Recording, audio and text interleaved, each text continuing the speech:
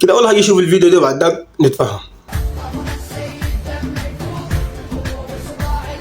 الموضوع كالتالي يا جماعه، نحن الاجانب بصفه خاصه، بصفه خاصه يعني كل الاجانب، ما بحدد لك سودانيين تشادين نيجر باقي الدول ده، لا كلنا نحن ذو بشر السمراء بالذات. تمام. نحن في الايد يا جماعه عندنا عيب وعندنا حاجه كده بنعملها ما تستهزأ كويس. ثم ثانيا يعني هسه لو ملاحظين الناس دي في كل عيد بيشتموا فينا، الاجانب ضايقونا والاجانب عملوا لنا. طيب نحن الحدائق ده بنمشي لها، طيب الحدائق دي ما عملها لنا نحن يا جماعه، ما صح. الحدائق اللي عملوها دي ما عملها لنا نحن، احنا بنمشي نضايق الناس في دولتهم. يا كفايه نحن قاعدين ما سالونا وما جابوا لنا خبر. تمام. بنطلع في العيد بنضايقهم، بنعمل لهم زحمه، يعني يتغيروا زي المنظر اللي هسه شفتوه قدامكم ده، يتغيروا المنظر ده. يعني حتى لو كنت انت صاحب الدوله والله بتتضايق،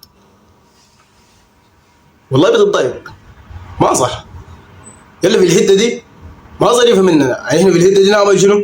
يا نحاول نلتزم، نحاول نلتزم كل الجنسيات، نحاول نلتزم. ما صح انه احنا كنطلع يعني نخش المنتزهات والملتجعات والميادين والحاجات دي. الناس دي ما عملوا الحاجات دي لنا نحن الاجانب، لا يعني عاملين انه نفسهم. ليه نحن بنطلع بنضايقهم وبنعمل لهم زحمه وفي الحاجات دي؟ كفايه نحن قاعدين في دولتهم ومتضايقين مننا. يا اخي دي فرحه ايد ما ابيناكم، يعني ما قلنا لكم ما تفرحوا، لكن ما بالطريقه دي. لان احنا بنطلع يعني اكثر من 300 و 400 نفر تلقاهم قاعدين في حته واحده.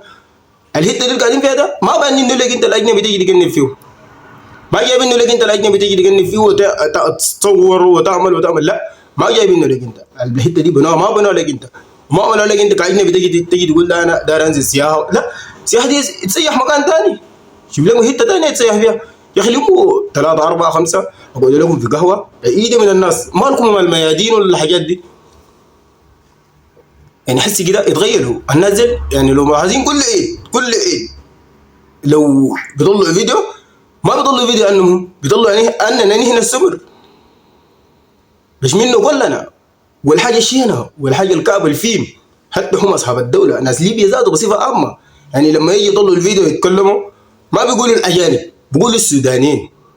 يعني عندهم خطا واحد، يعني اي انسان لونه اسمر بيقولوا سوداني.